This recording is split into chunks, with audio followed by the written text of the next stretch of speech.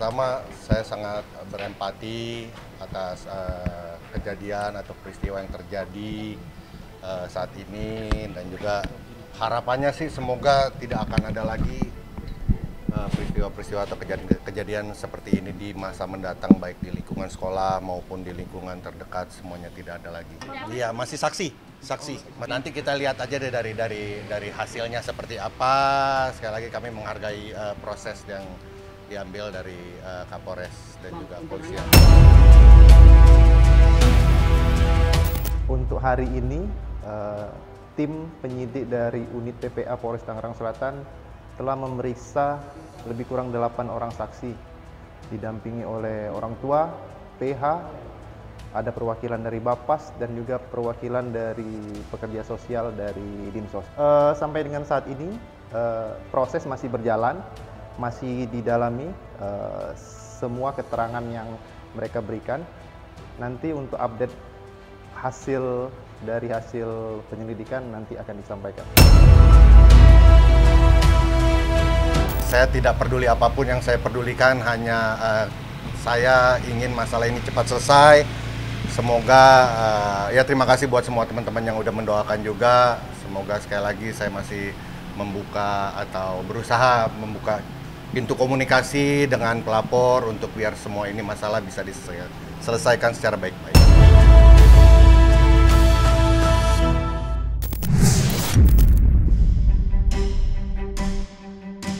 Namanya terus dikait-kaitkan oleh publik atas kejadian yang melibatkan anaknya.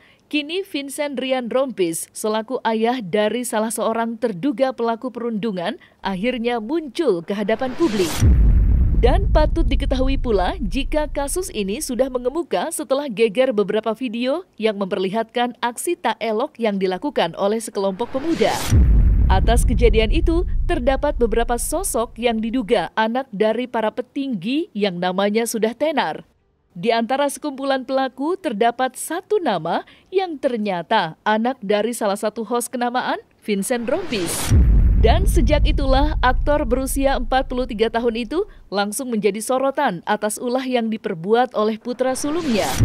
Setelah lama tak buka suara, secara legowo, Vincent Rompis turut menghadiri panggilan pihak kepolisian Tangerang Selatan guna dilakukannya pemeriksaan atas kasus perundungan yang baru-baru ini viral.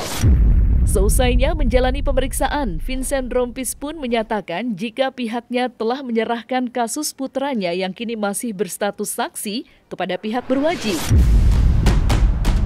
Pertama, saya sangat berempati atas kejadian atau peristiwa yang terjadi saat ini, dan juga harapannya sih semoga tidak akan ada lagi peristiwa-peristiwa atau kejadian seperti ini di masa mendatang, baik di lingkungan sekolah maupun di lingkungan terdekat, semuanya tidak ada lagi. Iya, masih saksi. Nanti kita lihat aja deh dari hasilnya seperti apa. Sekali lagi kami menghargai proses yang diambil dari Kapolres dan juga polisian. Itu kita belum tahu ya, masih proses juga. Sangat kooperatif dan kinerjanya saya sangat mengapresiasi dari kinerja dari teman-teman di kepolisian, di Polres Tangsel ini. Insya Allah berjalan lancar sih. Alhamdulillahnya lancar, semua sudah berjalan. Tadi juga ya lancar-lancar semua, dan Pak polisinya pada baik-baik semua. Nggak tahu, justru saya sudah tidak membuka sosial media, sudah seminggu, 2 minggu ini udah nggak buka sosial media. Untuk hari ini, tim penyidik dari unit PPA Polres Tangerang Selatan telah memeriksa lebih kurang 8 orang saksi, didampingi oleh orang tua, PH, ada perwakilan dari Bapas, dan juga perwakilan dari pekerja sosial dari Dinsos. Baik, dimulai dari pagi tadi sampai dengan malam ini masih berlangsung. Untuk teknik pemeriksaannya tentu saja bertahap, bergantian. Sampai dengan saat ini proses masih berjalan, masih didalami semua keterangan yang mereka berikan. Nanti untuk update hasil penyelidikan nanti akan disampaikan. Bang, pemeriksaannya bang. Pemeriksaan hari ini bang. Gimana bang, sedikit bang, pemeriksaannya hari ini? Ada berapa pertanyaan yang ditanyakan bang? Berapa lama tuh? Ada berapa pertanyaan mungkin bang?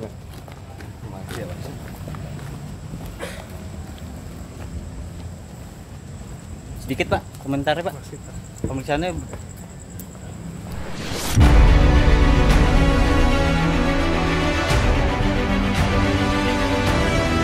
Hanya sekedar ngejok konten. Kalau salah ya salah. Bisa berlatih. Saksikan bersama saya Visa Putri pukul 18.00 hanya di Cumi. Visit di cumi-cumi.com.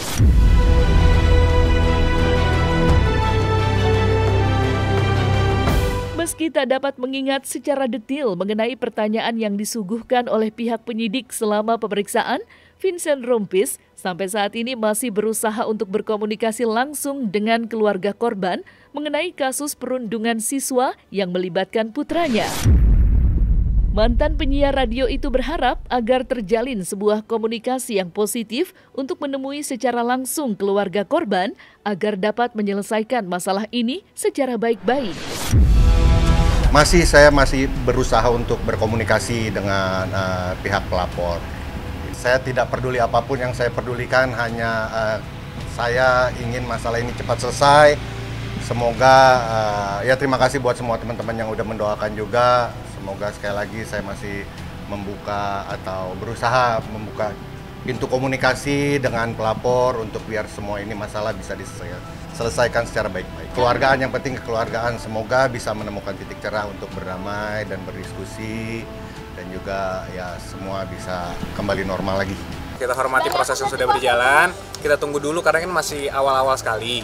Jadi ya kita tunggu dulu prosesnya, kita hormati, kita apresiasi teman-teman semua. Dari kepolisian juga sangat baik, jadi mohon kerjasamanya teman-teman. Sampai dengan saat ini proses masih berjalan, masih didalami semua keterangan yang mereka berikan.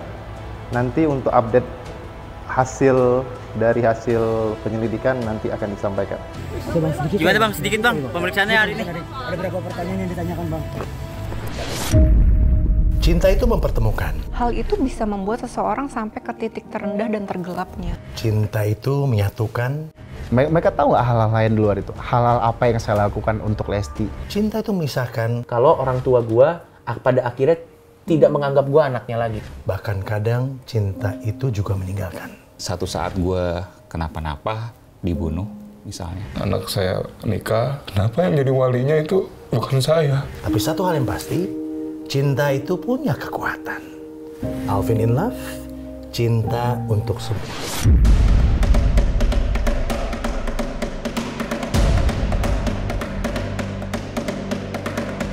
Dengan hebohnya kasus perundungan yang terjadi di Binus School Serpong, tak sedikit masyarakat menekankan agar para pelaku dapat diberikan hukuman yang setimpal. Meski demikian, hal itu bisa saja dilakukan, namun terdapat landasan hukum yang memang harus dipatuhi dalam memberikan hukuman setimpal kepada para pelaku. Terlepas dari itu semua, jika kasus ini akan berlanjut dan kedua orang tua korban menolak untuk damai, akankah para pelaku segera ditahan dan mendekam dalam jeruji besi? Mengenai hal itu, Agnes Renita, selaku perwakilan dari Kejaksaan Cimahi, menuturkan jika kejadian ini harus segera dituntaskan lewat penyuluhan yang memang sudah dilakukan oleh pihak kejaksaan.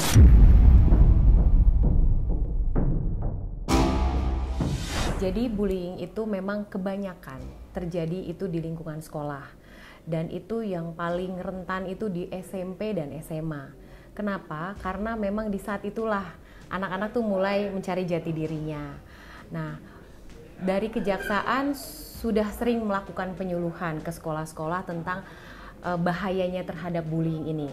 Karena bullying ini bisa mengakibatkan adanya kekerasan fisik. Nah, kita kalau kekerasan mental mungkin tidak terlihat tapi efeknya lebih dalam. Oleh karena itu kita sangat-sangat peduli tentang adanya bullying. Kenapa? Kalau dari segi tindak pidana umum, anak-anak itu masih dikategorikan kita masih bisa membawa dia ke jalur hukum. Kenapa? Karena di Undang-Undang Perlindungan Anak, untuk anak itu bisa dihukum. Dengan ibarat kata anak berhadapan dengan hukum. Nah, di sini kita juga pernah memberi pasal terhadap anak-anak yang memang melakukan bullying, yaitu di pasal 76C. Setiap orang dilarang menempatkan, membiarkan, melakukan, menyuruh melakukan, atau turut serta melakukan kekerasan terhadap anak. Baik itu pelakunya anak sendiri, ataupun itu pelakunya orang dewasa.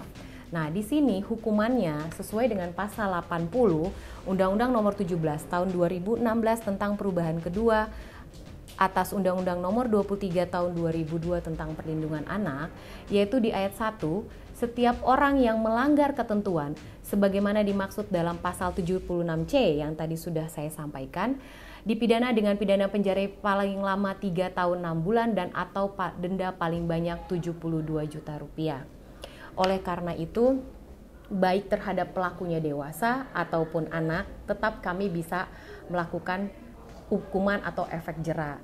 Namun terhadap yang pelakunya anak itu adalah setengahnya dari ancaman hukuman orang dewasa. Fenomena apa yang terjadi secara hukum? Saya menemukan ini bukan sekarang aja. Dari dulu itu. Nah, tinggal bagaimana itu, yang pertama adalah perilaku orang tua, perilaku keluarga sendiri mempengaruhi terhadap adanya perilaku bullying. Nah, kebanyakan kalau di luar negeri itu, orang-orang yang berperilaku agresif itu biasanya adalah melampiaskan dengan di ring tinju atau di sasana tinju bela diri, karena satu, dia memang kurang perhatian. Apalagi kalau keluarga broken home sering terjadi itu. Nah, cenderung kalau di luar negeri itu karena pengawasannya ketat, sehingga mereka diarahkan kepada ya olahraga bela diri, nggak kayak di kita.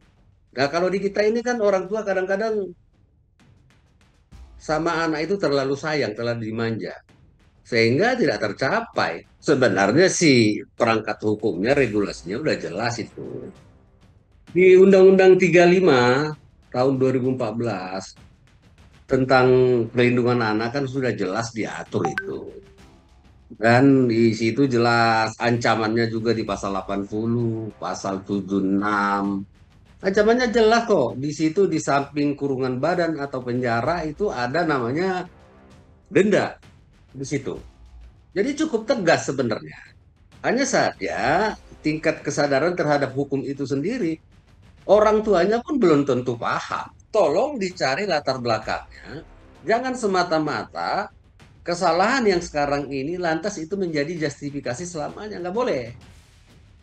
Nah, jadi silakan dicari tahu siapa yang berwenang di situ. Kalau perlu itu libatkan ya lembaga perlindungan anak, Komnas Perlindungan, macam-macam di situ. Dan kan sekarang ini banyak nih lembaga independen punya pemerintah dan luar negeri juga ada yang peduli terhadap anak itu. Jadi ini tantangan kepada semua pihak, termasuk aparat penegak hukum. Silakan digali itu, benar apa tidak itu. Jangan nanti itu menjadi liar isunya itu gitu.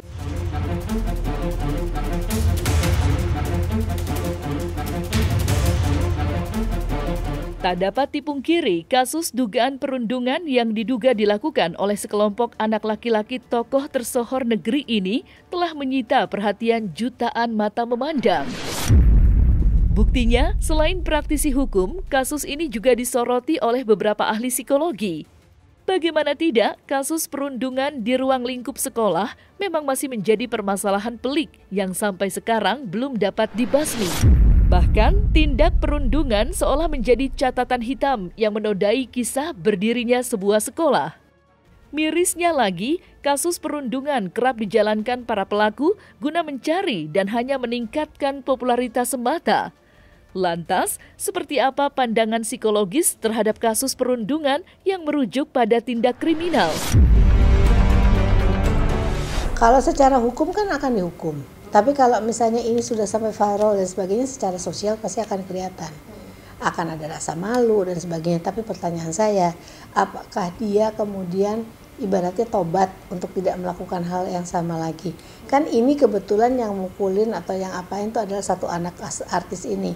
Siapa tahu di dalam kelompok itu secara bergiliran mereka kalau ada yang baru kemudian melakukan hal sama.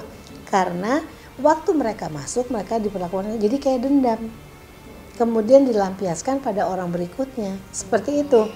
Dan itu yang kalau menurut saya itu kan banyak sekali di sekolah-sekolah yang misalnya semi militer dan sebagainya, sehingga akibatnya nggak tahu batasnya gitu. Dan ini kan bukan hal yang lazim, masuk suatu geng kok kita harus kemudian dipelonconya seperti itu. Harus ada kehangatan di dalam keluarga. Di keluarga itu harus ada kehangatan, harus ada komunikasi dua arah, harus ada orang tua paham apa yang dimiliki anak, kemampuan-kemampuannya. Membuat anak misalnya harus ada eksis di akademis aja, belum tentu semua anak bisa. Karena mungkin potensinya bukan di situ. Jadi mungkin apa-apa yang dia bisa lakukan, misalnya berenang atau menjadi penari, seni dan sebagainya, itu juga harus dilihat. Dan orang tua itu harus jadi contoh. Kalau kita juga dalam kehidupan kita serampangan dan sebagainya, akan berdampak, anak akan mencontoh hal tersebut. Harus dicari tahu nih, anak ini kenapa melakukan hal tersebut. Kurangkah dia mendapatkan perhatian, ini berarti seeking attention.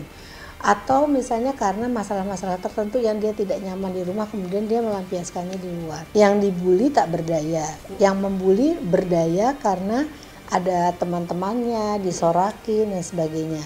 Sehingga merasa punya kekuatan dan punya kemampuan untuk memperdaya yang satu. Dan kalau dilihat kenapa dia berdayanya bisa sampai seperti itu, oh itu kan bisa belajar dari mana aja. Lihat dari tayangan, dari apa, sehingga dia bisa melakukan banyak hal. Yang masalahnya kan adalah yang membuli itu ibaratnya merasa punya kemampuan yang beda daripada orang-orang lain karena merasa eksis di situ. Sehingga makin ditepokin, merasa makin heboh juga dia memperlakukan si korban. Misalnya tadinya cuma dibentak-bentak, terus kemudian semua teman nepokin, dia mulai mungkin mencekik, lalu melakukan hal-hal lain. Jadi hal itu dipicu juga oleh orang-orang yang mendukung masalah ini terjadi gitu. Pendukungnya ini yang harus kemudian juga diajarkan untuk tidak melakukan hal yang sama. Ya kalau anak di bawah umur memang kan biasanya kan kalau itu ada ininya sendiri ya, ada hukumnya sendiri, ada ketentuannya sendiri. Jadi itu yang kemudian yang kita ikuti pastinya, bahwa dia di dalam kehidupan. Menurut saya gini, kalaupun dia salah, kalau masuk ke tahanan itu belum tentu merubah perilakunya. Jadi yang harus dilakukan adalah memberikan edukasi. Edukasi itu gak bisa ke anaknya langsung juga, ke orang tuanya juga, ke lingkungannya juga. Bagaimana caranya untuk merubah perilaku itu. Yang jelas anak ini tidak memiliki kemampuan untuk membedakan baik dan buruk. Moralnya itu berarti harus distimulasi, misalnya seperti itu.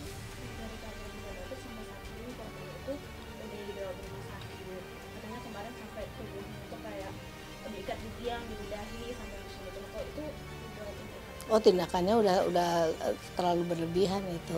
Dan ini mungkin terpicu oleh tepukan temannya sehingga makin-makin. Padahal kalau misalnya dia sendiri mungkin dia tidak akan berani melakukan hal tersebut gitu. Jadi beraninya pada waktu, dan ini sebetulnya mencari audiens, audiensnya itu ada, dia kemudian seperti kayak orang kalau misalnya lagi melakukan pertandingan misalnya tinju atau apa, kalau makin ditepukin makin semangat. Bahkan badminton kan juga seperti itu. Nah ini sama kurang lebih seperti itu.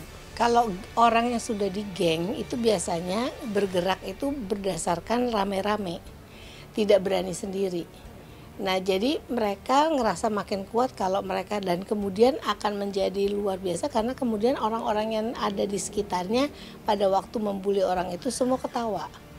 Itu menjadi reward untuk mereka untuk kemudian melakukan lagi gitu. Mereka pikir kalau misalnya mereka membuli orang, mereka jadi kelihatan lebih oke, lebih jantan, lebih dominan, lebih punya power dan sebagainya. Pelaku mungkin untuk meningkatkan eksistensi dirinya dengan cara melakukan seperti itu supaya kelihatan dominan. Harusnya pada waktu anak itu mulai dari dia di SD kecil sampai dia sampai besar, itu dikasih tahu eksistensi diri, bahwa dia punya kemampuan tidak hanya dalam akademis, tapi misalnya dia bisa pandai berenang, orangnya gampang bicara, orangnya gampang cari teman, sehingga dia nggak cari-cari yang berbeda. kadang-kadang merasa tidak dianggap oleh lingkungan atau tidak dianggap oleh mungkin lingkungan keluarganya sendiri karena tidak punya prestasi yang lain, maka caranya dengan seperti itu mengaruh. Kalau kita menghargai anak, misalnya ya salah satu contoh, bukan itu pasti hanya karena kalau dia misalnya berhasil dalam akademis, dalam kemampuan-kemampuan tertentu, sementara anak ini enggak, untuk mendapatkan perhatian dia mencoba cari yang lain ya.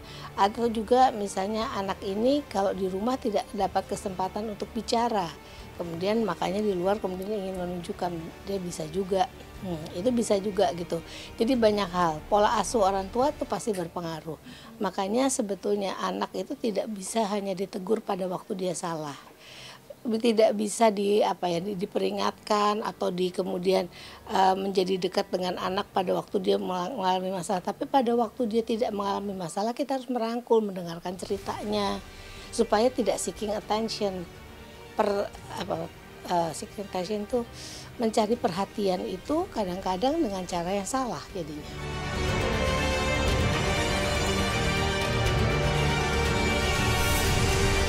Nah, selesai sudah Cumi Lovers, saksikan terus Cumi Camp In-Depth, kabar lengkap, mendalam, dan akurat dari narasumber terpercaya. Dan jangan lupa untuk like, subscribe, dan juga share channel YouTube Cumi Cumi.